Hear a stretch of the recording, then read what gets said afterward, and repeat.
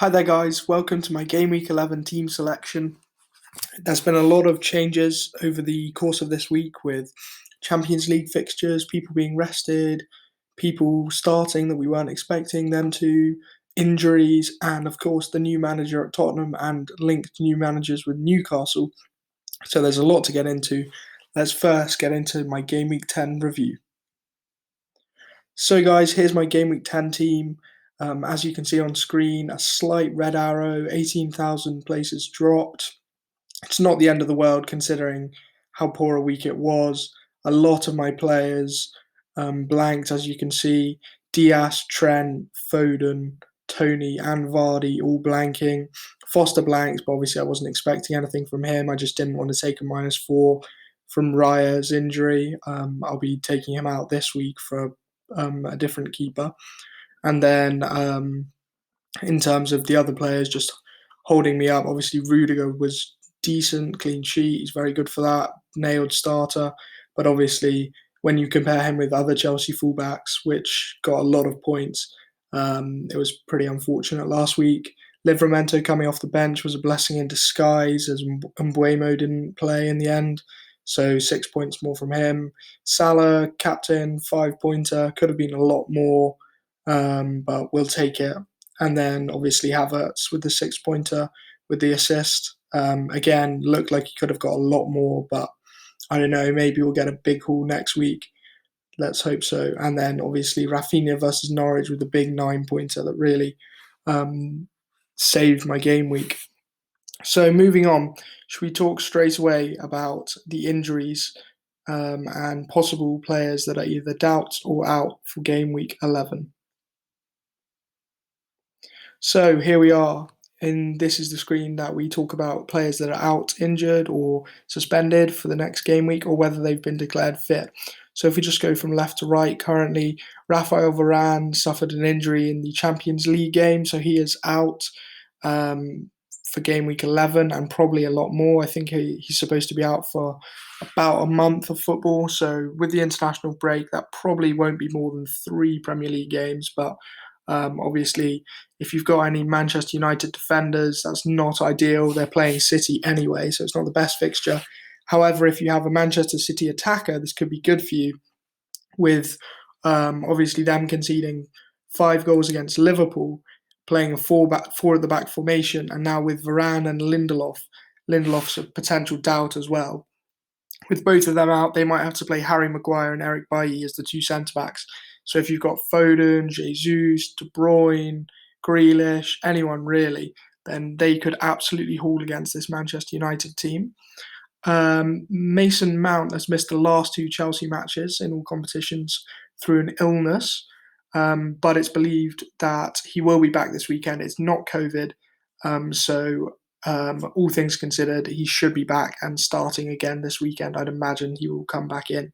We'll hear more from the press conference. Another one, Firmino has had a recurrence of the hamstring injury that kept him out in September. That kept him out for, I think, 4 weeks in total. So again, like Varane, with the international break coming up, it remains to be seen how much Premier League football he'll miss, but he's definitely going to be missing this game against West Ham. So if you have Jota, definitely start him against West Ham as he will be playing. Leicester, as you can see on screen, we've got Pereira. It's believed that he's recovered from his injury, so he'll be back. But in terms of other players that are unwell but not injured, James Maddison and I believe it's Harvey Barnes are both unwell and won't be playing. They've got a stomach bug of some sorts, so they won't be playing today in the Europa League. But it's believed that they will be back for the weekend. So obviously, just listen out to Brendan Rodgers. He's going to speak twice before the game tonight and then after the game tonight. And then also he'll be speaking, I believe, tomorrow in his normal press conference pre the weekend of the Premier League. Broja is an enabler from Southampton. It's confirmed that he will be back. He is fit to be in the squad this weekend. However, with Che Adams scoring last week, I believe, and was it Armstrong who got the assist and looked quite lively, I'm not sure if he's going to come straight back in or whether he might get a spot on the bench first and we'll have to see that. It's something that remains to be seen how they're going to line up now that they've got pretty much all three fit strikers back, and obviously Nathan Redmond can play up there. He has been playing there, I think, in the last few games, especially when him and Broja were playing up top together when Che Adams was injured and Armstrong was benched. Danny Ings will miss the trip to his former club, Southampton. He's still out injured. I think Dean Smith confirmed that. Obviously, Aymeric Laporte is serving a suspension for his straight red card versus Crystal Palace. So he's going to be missing the next few games. So again, if you've got Ronaldo, then potentially that would be, an easy hold, I would say, with Manchester City this weekend. Obviously, Stones and Laporte played together against Bruges and they conceded 1 goal, so it wasn't the tightest. I assume it will be Diaz and Stones, as Diaz got a full rest. But also with Kyle Walker with an injury, he could potentially be out of the weekend, meaning that Cancelo would play right back and Zinchenko would play left back. So it's definitely not a first choice Manchester City defence with 2 of their players out injured. So definitely, if you've got a Manchester United asset, I mean, not Ronaldo isn't massively owned at the moment, but if you've got him, there's no reason to sell him this week, as Manchester City are not fielding their best team through injuries and suspension. And then the last one is Tierney. Tavares actually played really well last week. I think he had an incredible amount of touches in the box and like key passes. But I believe Tierney will be back this weekend. Obviously, they have no European football this year, so we haven't had any possible chance to hear a press conference from Arteta midweek. But we will hear from him again before the deadline, so just keep your ears out for that. I'm sure it'll be all over Twitter if you have got Tierney. I think if you got Ben White or Ramsdale, just play them anyway, because even if Tierney is out, the Arsenal defence is still more than capable of getting a clean sheet next week. So yeah, that's all of the injuries and doubts that we know about at the moment. If anything crops up tonight in any of the Europa League or Europa League conference games, obviously it will be all over Twitter. And if anyone has any questions on that, just let me know, tweet me, or reply to me in the comment section after this video goes out. Moving on to some bigger news, Antonio Conte has agreed to become the Spurs manager in this week. So if you look at their fixture run at the bottom, Everton away, then we have the international break, then it's Leeds home, Burnley away, Brentford home, and Norwich home. In terms of like a 4-fixture run, I don't think you get much better than that in the Premier League. Maybe Newcastle instead of Brentford, but still, that's pretty good at the moment. Everton have conceded 10 goals in their last 2 Premier League matches. Leeds have been really shaky this year. Burnley, not the team that they used to be, not defensive stalwarts that they had become. Brentford have been decent, but obviously with the key injuries around their defence at the moment, I'm not sure how well they'll be able to fare against potentially a rejuvenated Spurs attack. And then Norwich at home is probably the easiest game in the book. You only need to see how Chelsea were playing, just absolutely cutting them apart. In terms of these fixtures, it's a really, really good opportunity to get on a Tottenham asset. In terms of my team, I think I'm going to have a look at how they perform in the Everton game. We're assuming that Conte will go to a 3-5-2. I believe that's confirmed by some Tottenham in the know accounts. They observed training and he had 2 teams in an 11 versus 11 match, and they were playing 3-5-2, both sides. So in that setup, we're assuming that he will play wing backs as the 5, like the 2 widest players on the 5. So we're imagining that would be Reguilon and probably either Doherty or Emerson Royale, which would obviously force Heung-min Son to play up front with Harry Kane, which instantly makes him a much better option FPL-wise for your guys' teams. And obviously with Reguilon playing left wing back instead of left back, that would make him much more attacking. So potentially also it would make Tottenham a better defence. I'm sure it might take a little bit longer for them to get the balance right in defence than it would in attack. But with these fixtures, you don't know what could happen. They could easily go on a good defensive run. If you remember at the start of the season, they kept 3 clean sheets in a row. So maybe just with that new manager bounce, these aren't the best attacking sides that they're playing against. So perhaps you could seriously make a case for Reguilon in your guys' team For me, I'll be looking more towards the attacking team as I'm very happy with my defence, as I'll come on to in a minute. But yeah, in terms of my team, I'm looking at Heung-min Son and Harry Kane as potential players after the international break for that full fixture run. But I'd just like to see how it goes against Everton first. As you can see on screen, I've got Crystal Palace as my surprise package of the season so far.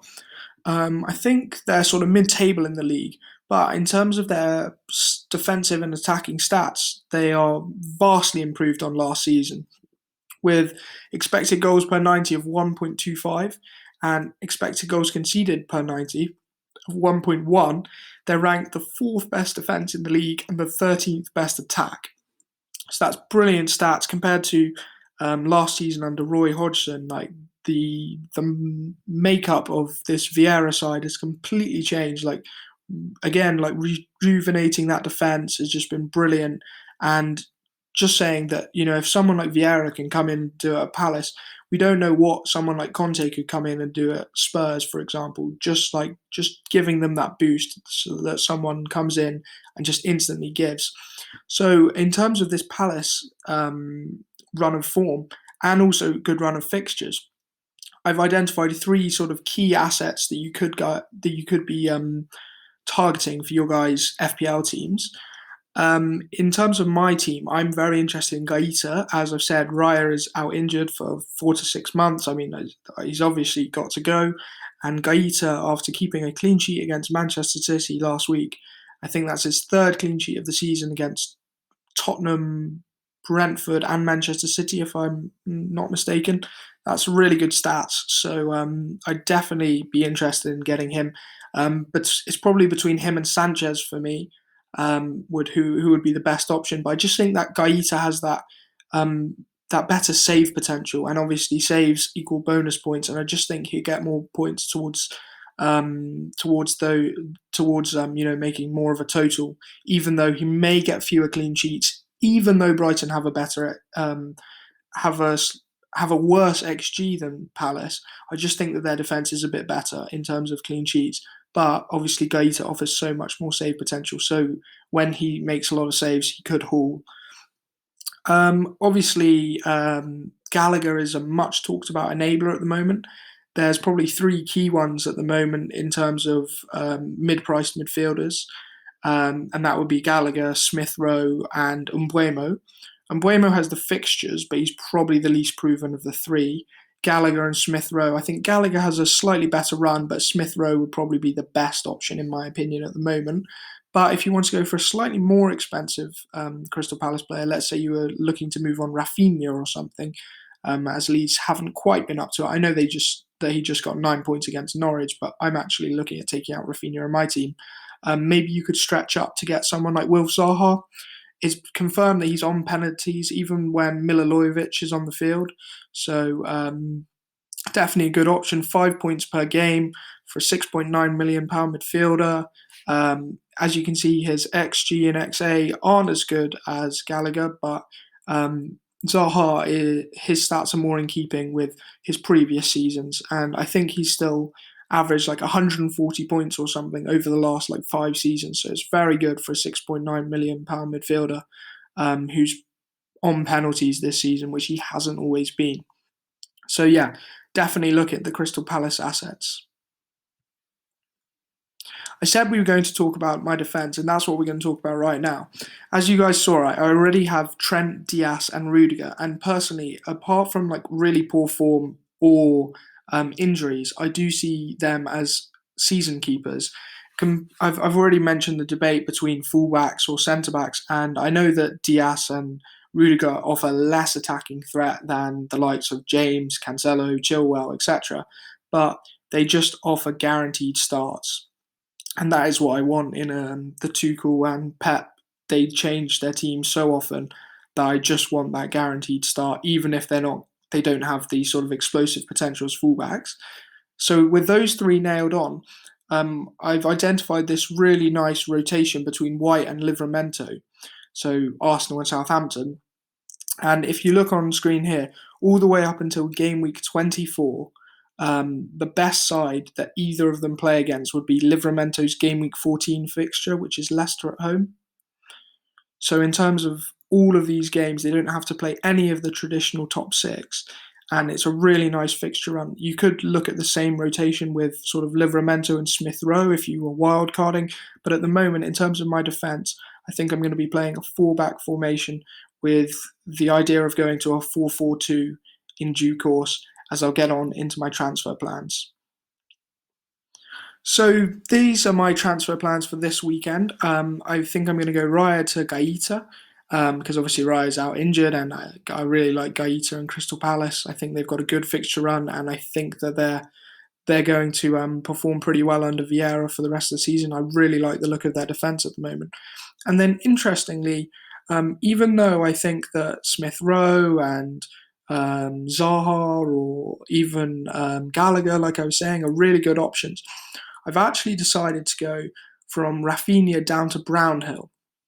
Now, obviously, this means that I'm going to be having another bench fodder player on my in my 15, as Brownhill will not be playing on my team unless, like, for serious injuries to other players or serious benching issues. But the key reason for that is to give me the next money to do this next week. Now, obviously, a lot will depend on how Spurs play under Conte at Everton. But if they look good, and I'm imagining that they will, I will be able to have the money to go from Havertz and Vardy to Son and Kane for a -4 in game week 12. Now, I know it's not ideal taking the -4 for it. Obviously, if I hadn't had to do the Raya to Gaeta transfer because of Raya's injury, I would have been able to do this for free, which is a bit infuriating. But still, I do think that if Spurs look good, the -4 for Son and Kane for the four fixtures that we'd spoken about previously, it's Leeds, Burnley, Brentford, and Norwich. Those four fixtures are so good for any team, let alone a team with a new manager that really could kick on. World class players like Son and Kane could absolutely smash it against those teams. So yeah, it will be identifying whether it's worth it to take the -4. I think unless for injuries or other headaches, I'll be definitely doing the Havertz to Son, and then I'll either do the Vardy to Kane for a -4, or I'll just keep Vardy and then go to probably Ronaldo at a later date. But yeah, this is what I'm planning. We'll obviously get into this after the international break. We want to see how Spurs play under Conte. It's a big if, but yeah, I just wanted to make sure I had the money for that. In terms of captaincy this week, again, it just depends on whether you want to go with the crowd. I don't think the crowd will be as loud as it was last week. Obviously, Salah had, what was it, something ridiculous, like 198% effective ownership, which is, you just lose out so much if you captained anyone that did worse than him. Um, there's a slight argument to go with someone else this week. I don't think Vardy at Leeds is a bad shout. And if you wanted to go seriously differential, I think Tony against Norwich. Like, we've seen how bad Norwich are, and Brentford, I think, did have a good record against Norwich in the Championship when I looked it up. So I don't think Tony's a terrible shout for captaincy, but again, I just can't see myself not going for Mohamed Salah, and we'll get on to my team selection right now. So as you can see on screen, I've got Gaeta in goal, Wolves at home, hoping for a clean sheet there, maybe a few saves. Obviously, I've got the back four, as I've already mentioned. I have given the captaincy to Salah. It's just, there are some weeks to go with the crowd, and there are some weeks to go against it. And I'm not convinced enough by Vardy or Tony over the last few weeks to go away from Salah. I think if Vardy or Tony were on some better form, I could easily be swayed because their fixture is arguably slightly better. As I saw on the last screen, if we look at opponent expected goals per 90, Norwich have 1.89 and Leeds have 1.63 compared to West Ham's 1.13. So on average, conceding an extra goal every two games. But in terms of this, the stats on screen, I'm just going to have to go with Salah, in my opinion. Feel free to obviously punt on whoever you guys want. You play your own game. But yeah, I'm going to go with Salah. If there's any benching headaches, if Foden doesn't play, if Mbeumo is still injured for whatever reason, I do have Livramento on the bench for cover. he's got a good fixture versus Aston Villa at home. I would be tempted to play him over Mbuemo perhaps, but it's just Norwich at home, and if Mbuemo starts up front, I just can't justify not picking him over that. That's literally the best fixture in the league that they'll play all season, and if you're not playing him against them, then I don't know who you are playing him against. So yeah, the other argument would be to potentially take out Diaz or Foden, but I see Manchester United. I just see it being a really cagey game, and I could easily see Diaz keeping a clean sheet.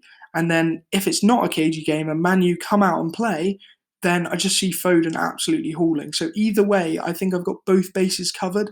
If Man U go with a 4-2-3-1 and really try and attack City, I think Foden will have a lot of joy and could really haul. And the vice versa. If Man U play a five at the back with maybe Shaw in centre back because of their injuries, and then Bailly and Maguire as the other two, and then Telles and Wan-Bissaka or something. They just massively sit up defensively with the five back and two in front of them and just play for the result. Then obviously Diaz could massively haul with a 6-pointer and then a couple of bonus points if he plays well. So yeah, I think I'm set up for both bases of depending on how this Manchester United game goes. Also, just in terms of last year, I had a defensive asset. I had Luke Shaw, and he scored something ridiculous, like 17 points in this fixture last season. And that absolutely killed me because I benched him. And I just don't think I'm going to do that with Diaz or Foden this year. They're very expensive players, and I've got to back them in games like this, especially when Man City lost against Crystal Palace last week. I really think that Pep's going to come out and they're just going to put a lot past Man U and hopefully keep a clean sheet as well. So that's the team. Good luck, everyone, for game week 11. If you like the video, feel free to give it a like. If you got any questions, comment on the video, or as I said, at me at FBLFredster on Twitter, and subscribe if you want to see new videos. Good luck for the game week. Hope you guys have a good day. Bye.